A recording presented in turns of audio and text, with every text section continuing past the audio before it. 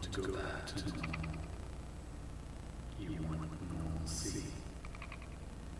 But as Charles Adams said, what is normal for the spider is chaos for the fly.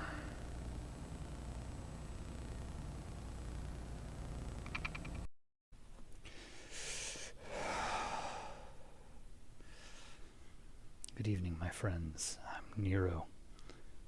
Today we're going to explore the creepy crawlies, the chittering sounds in the dark. Today we're going to play Limbo, and we're going to explore our sense of arachnophobia. There we are. Arachnophobia is one of the more common fears, and I'm not sure exactly what it is about spiders and arachnids that is just quite so unsettling for people.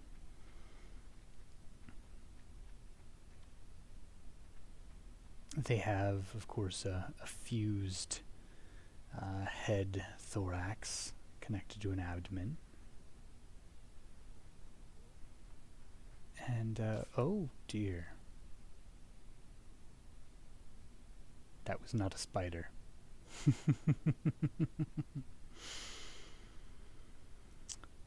And, of course, they have the 8 segmented legs, which are, if I remember correctly, they're pneumatic. And of course the 8 eyes. They are closer to the concept of vampires than most people are willing to admit. Because of course, as we all learn as children, that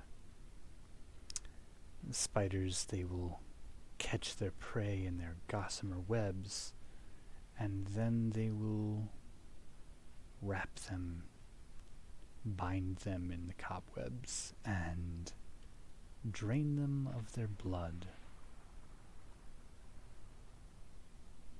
Ah, see, this is nice. No spiders here. This is fine. And even the toughest of individuals can be put in a fervor, a panic, when walking down a trail or even a hallway, and find themselves caught up in a spider's web. It's an unsettling situation for sure. I myself don't particularly care for getting caught up in cobwebs, but I like spiders. I find them to be trustworthy allies because I would rather have spiders than flies.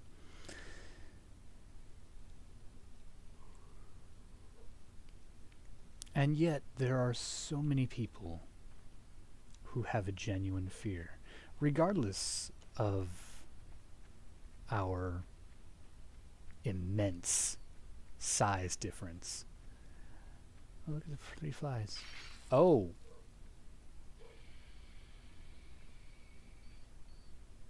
Maybe I shouldn't look at the pretty flies. They are, in fact, a distraction, I think.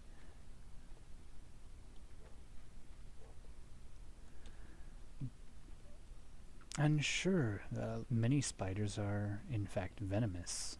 They are, well, that's just horrifying. Also not a spider, but it has more appropriate number of limbs.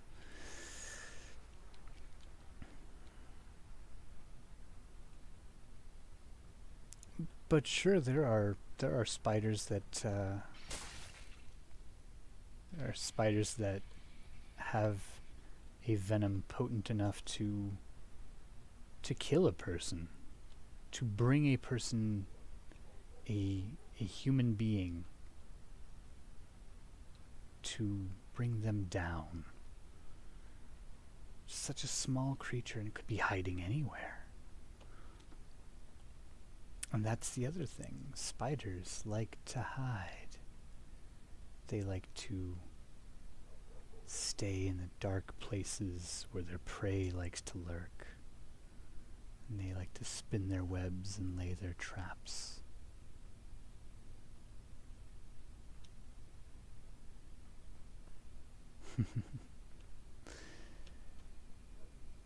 And they like to feel the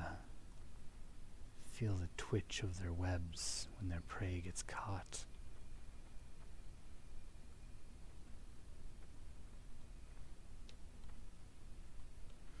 And they like to watch and gaze with their 8 eyes, just watching and waiting, calculating.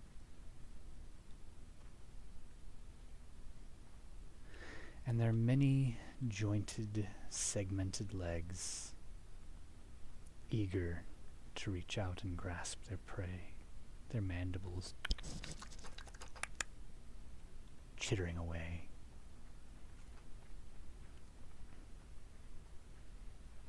And there are huge spiders, of course. There's the huntsman spider in Australia. Those things that are the size of cats, if I'm remembering correctly. There's the camel spiders of the Middle East that are just essentially crabs, but spiders instead.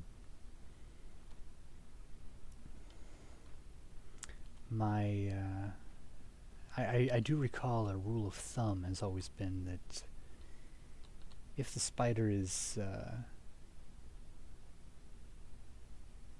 if it's furry, if it's hairy, it's probably not too dangerous. But like tarantulas, people think tarantulas are deadly and dangerous, and all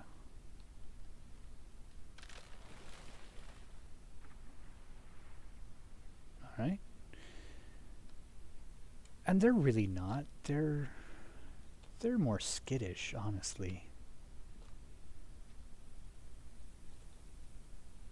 But it's the glossy, slick, sheen, colorful ones that you have to watch out for. Or at least the more chitinous shells. Oh, well, we'll squish that.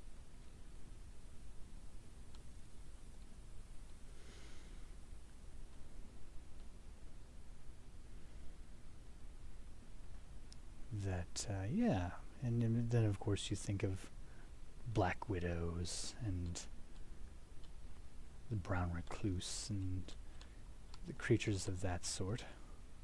And yeah, those are not something you want to play with.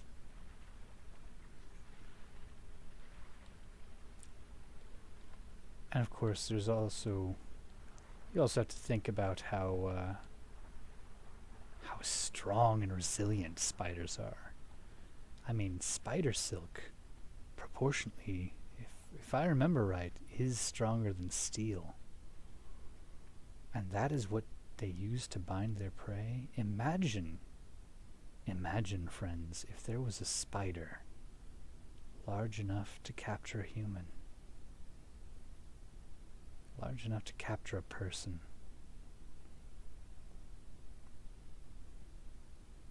Would you get caught in its web? Have we only survived? Have we only survived because there are no spiders large enough to drain us? Are there spiders working, growing, scuttling, hiding, changing, developing to feast upon our flesh? Not even our flesh, our blood. They seek to drain us. And sure, there are cobwebs that can be found in every home. There are spiders to be found in every environment. Where there are flies, where there are any sort of bugs, there are spiders. And there are spiders that are large enough to catch birds, to catch bats, to catch reptiles.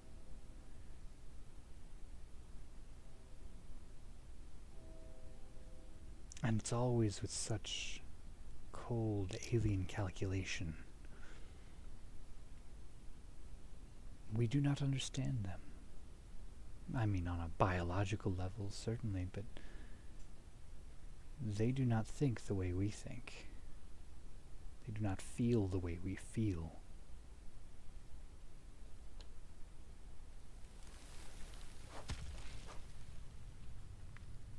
And perhaps they are just waiting for a little boy to get too close.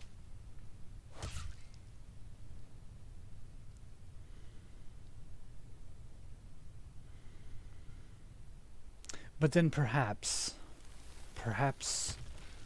we need to learn to face our fears.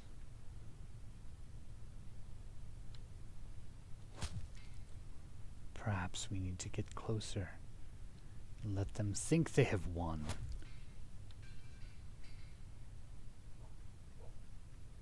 And we can learn to use what's around us.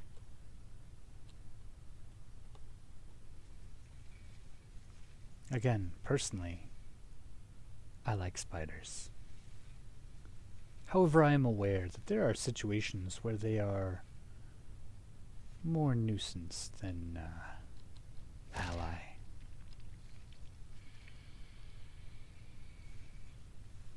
I'm aware there's a time and a place for them.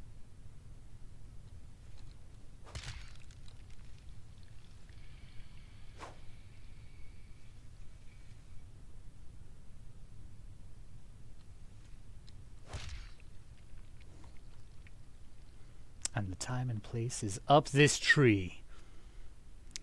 I think that's the last we've seen of it. You see, friends, Spooktober isn't always about succumbing to our fears. It isn't always about dwelling on the things that frighten us. It's about facing our fears. It's about conquering them and moving forward. Onward, upward, and finding entirely new and more horrifying fears. Spiders will always be around.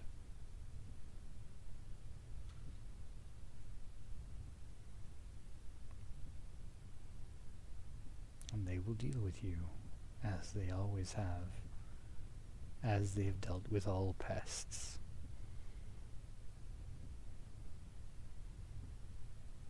So, cocooned in your little web,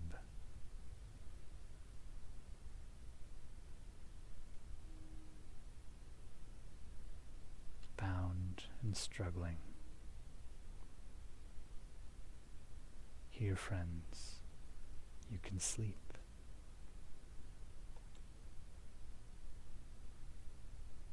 And for now, friends,